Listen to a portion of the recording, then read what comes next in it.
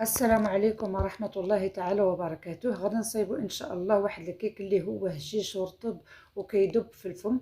عندنا هنايا 4 البيضات بالحجم الكبير بحرارة المطبخ، وعندنا هنايا كاس الا ربع ديال الزيت، كاس ديال الحليب، وكاس الا ربع ديال السكر، ساشي ديال الكاكاو والساشي ديال الفاني، وثلاثة الخمارات بيكين باودر او الخميره ديال الحلويات، وعندنا حبه ديال الحامض نقشروا القشره ديالها وغادي نعصروها، والعصير اللي غادي تعطينا غادي نخليوه حتى الاخر. وعندنا هنايا دانون ديال البنان، وعندنا لاغوم ديال الحامض غادي نخليوهم حتى الاخر عاد باش غادي نضيفوهم باش يعطيونا الهشاشه الكيك ديالنا. وعندنا هنايا 3 الكيسان ديال الدقيق، ولكن الدقيق الا باقي خاصنا غادي نزيدو. درنا 2 كيسان في الزلافه والثلث عمرناه وحطيناه الفوق باش نشوفوا كيفاش كنعمروا الكاس.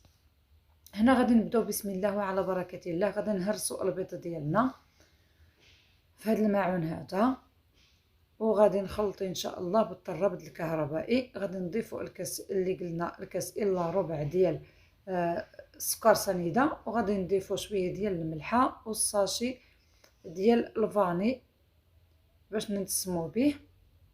وغادي نصليو على النبي صلى الله عليه وسلم. اولا اللهم صل على سيدنا محمد وعلى ال سيدنا محمد في الاولين، وصل عليه في الاخرين، وصل عليه في الملأ الاعلى الى يوم الدين.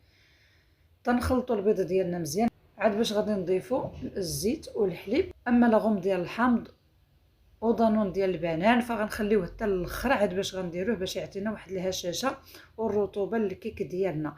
دابا من بعد ما خلطنا البيض مزيان تولى على شكل الرغوه كما كتشوفوا هنايا عندنا في الفيديو، فغنضيفوا الزيت بحال الخيط، ما غنضيفوهش دفعه واحده. غنهزو يدينا الفوق ونخليو الزيت بحال الخيط وحنا كنطربوا كنخلطوا. قلنا عندنا الحبه ديال الليمون الحامض، دابا غادي نحكوا القشره ديالها وغادي نعصروا العصير ديالها ان شاء الله من بعد ما درنا الزيت وخلطنا مزيان. ولكن العصير ديالها ما غاديش نديروه دابا، يا غادي نخليوه حتى الاخر ملي كنديروا دانون وكنديروا العصير معاه في الاخر. دابا غادي نديروا هاد الكاس ديال الحليب، ولكن حتى نحكوا الحامضه هي الاولى ونعصروا العصير ديالها. دابا حكينا القشره ديال الحامض في الخليط ديالنا، ولكن تقطع عليا المقطع في الفيديو.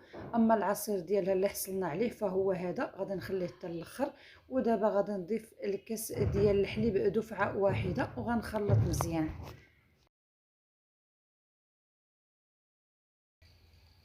ضفناه دفعه واحده وغادي نبداو نضيفو في الدقيق. اما دانون كما قلناها هو غادي نخليوه حتى الاخر. غنخلطو مزيان، ضروري يتخلط هاد الكيك مزيان مزيان. تبارك الله ما شاء الله هاد الكيك راه كيجي رطب وهشيش. هنا غادي نبداو نضيفو الدقيق ديالنا. قلنا ضفنا الكاس وهاد 2 كيسان اخرين غادي نضيفوهم، وإلا باقي خاصنا غادي نزيدو. ما يمكنش لينا من طبيعه الحال نعطيو الدقيق بالتدقيق، لان الدقيق فيه اللي كيشرب واللي ما كيشربش. دابا هنايا درنا 3 الكيسان العبار بكاس العنبه وغنخلطو مزيان. هنا باقي خاصنا شويه ديال الدقيق، باقي ما كتكتبش لينا الرقم 8. ملي كيتكتب لينا الرقم 8 فكنعرفوا باللي الخليط ديالنا راه هو هذاك. دابا هنايا باقي خاصني دانون ضروري يكون ديال البنان باش يعطينا داك لوغو ديال الياغورت ديال البنان او دانون ديال البنان. هانتوما شوفوا الخليط، ولكن راه باقي خاصنا شويه ديال الدقيق. هنا راني درت معلقه صغيره ديال لاغوم ديال الحامض، وكنضيف في الخمارات عندي 3 الخمارات.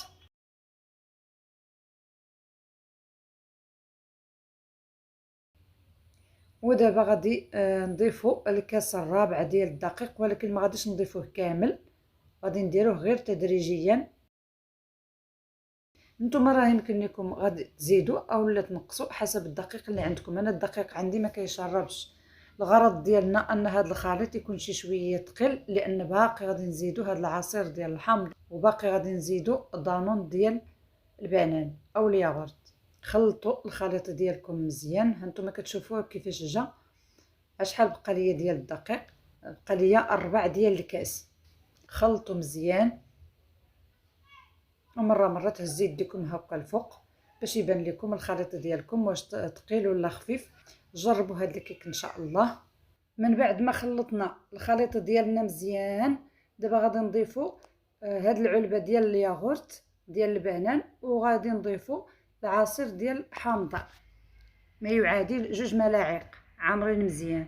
العصير ديال الحامض كيعطينا داك لوغو ديال الحامض مع دانون ديال البنان، كيتواتى معاه وكتجي واحد البنه رائعه في هذا الكيك هذا.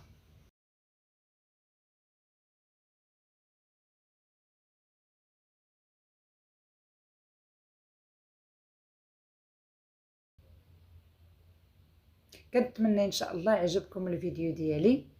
انتما كتشوفوه هزوا يديكم الفوق باش يبان لكم الخليط كيفاش داير. خلطوا مزيان باش ما يبقاوش التكتلات ديال الدقيق.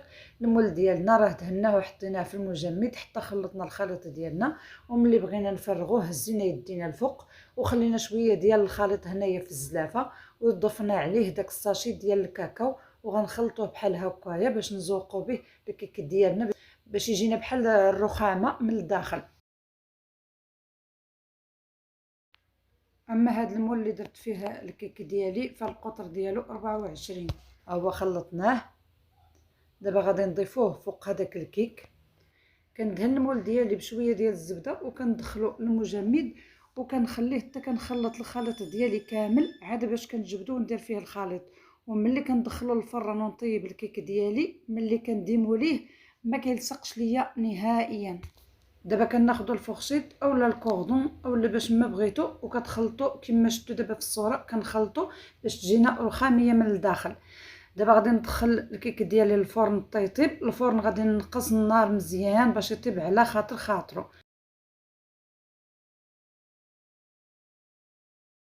وها الكيك ديالنا من بعد ما خرجناه من الفران ها هو كيفاش كيجي اكثر من رائع. كنخليوه حتى كيبرد مزيان مزيان عاد باش كنديموليوه وكنزينوه باش ما بغينا. هانتوما شوفوا شحال تبارك الله ديال العلوم، عالي وخفيف من الداخل وهشيش. هانتوما 4 صبعان ديال العلوم. هنا انا دهنته بشويه ديال المربى ودرت ليه شويه ديال الجوز الهند من الفوق.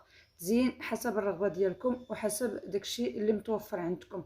كنتمنى ان شاء الله عجبكم الفيديو ديالي. ولا عجبكم الفيديو ما تنسوش ديروا جيم واشتركوا في القناه باش يوصلكم كل جديد. والسلام عليكم ورحمه الله تعالى وبركاته.